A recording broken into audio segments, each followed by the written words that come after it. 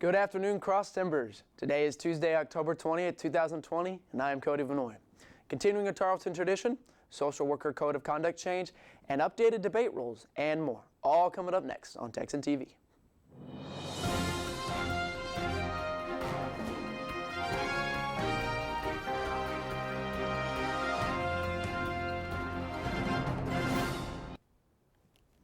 In campus news, yesterday, the Tarleton Corps of Cadets brought back the long-standing tradition of conducting a retreat ceremony at 5 o'clock last night.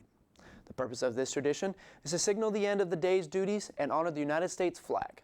The flag was lowered in the front of the E.J. Howell Education Building at the center of campus. A cannon was also fired and bugle calls could be heard. This ceremony will continue to be held every third Monday of the month at 5 p.m. during the fall semester, excluding finals week. In local news, according to the Weatherford Democrat, high school seniors in the Parker County area who are part of FFA and 4-H are finishing their nomination applications for the 6th annual AG Youth of the Month scholarship program. All senior FFA or 4-H students in the counties that are served by AG Texas and are in good standing with their chapter and high school are eligible for nominations. Applications will be available to submit until Friday. To submit your nomination, go to agtexas.com/news/ag-youth. And now, today's Texas national and international news from the Associated Press. Social workers in Texas can now turn away clients who are LGBTQ or disabled after the State Board of Social Worker Examiners voted unanimously to change a section of its Code of Conduct. This vote comes after Governor Abbott recommended they remove protections from sexual orientations, gender identity, and disability. Officials from the board are now facing backlash as advocates and professional groups begin to point out the risk this puts LGBTQ and disabled people in. The National Association of Social Workers has also criticized the board's decision as incredibly disheartening. In international news, President Trump has agreed to debate Biden this Thursday despite the rule changes that have been put in place to foster a more productive debating environment. This ruling comes straight from a nonpartisan commission on presidential debates, which stated Monday that the final debate between the two candidates will have one nominee muted while the other is responding. During their 2-minute remarks, this debate will feature 6 topics, and the remainder of each 15-minute block will be an open discussion without any muting. While Biden's campaign has not immediately commented on the debate, Trump's campaign manager Bill Stephen stated that Trump is committed to debating Joe Biden regardless of the last-minute rule change. In international news, on Monday, President Trump announced that Sudan will be removed from the U.S. list of state sponsors of terrorism if the country decides to follow through on its pledge to pay $335 million to American terror victims and their families.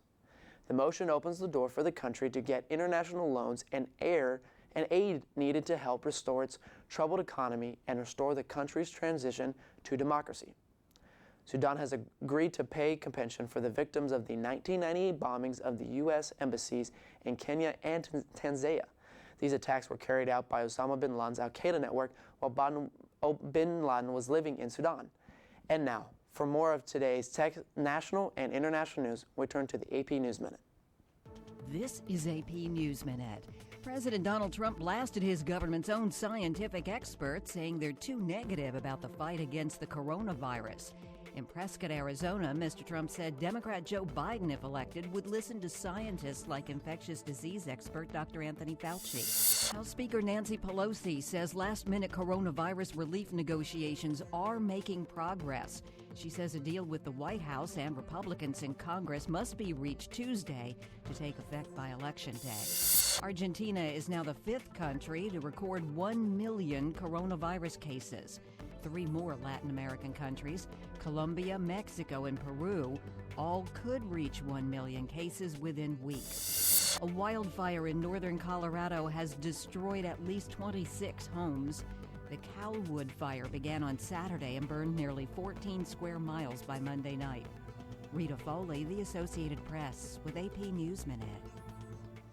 In sports, the Major League Baseball World Series opens tonight with the Los Angeles Dodgers and the Tampa Bay Rays. The World Series will be held at the $1.2 billion newly built Globe Life Field in Arlington, Texas.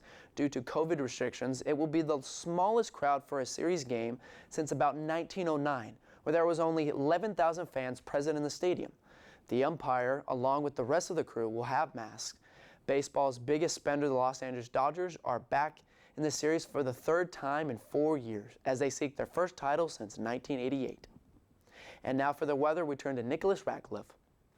Good afternoon, Texas. Today's high is going to be 85 degrees with winds picking up at about 14 miles per hour.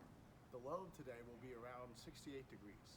Tomorrow's weather will hit a high of 85 degrees again. However, it will be partially cloudy with a low of 64 degrees. Have a great day. This has been a production of Texan TV News, a product of the Texan News Service from the Tarleton State University campus in Stephenville, Texas. Watch us live on Apogee Channel 2.1 in the dorms at 12:30 weekdays. If you live off campus, tune in on Northland Cable Channel 9. You can follow the Texan News Service on Facebook and Twitter, and check out our website at www.texannews.net for all of your latest local, state, national, and international news. Today's broadcast was produced by Maddie Reed, Kendall Harbison, Nicholas Ratcliffe, and Cody Vannoy. Have a wonderful day, Texans.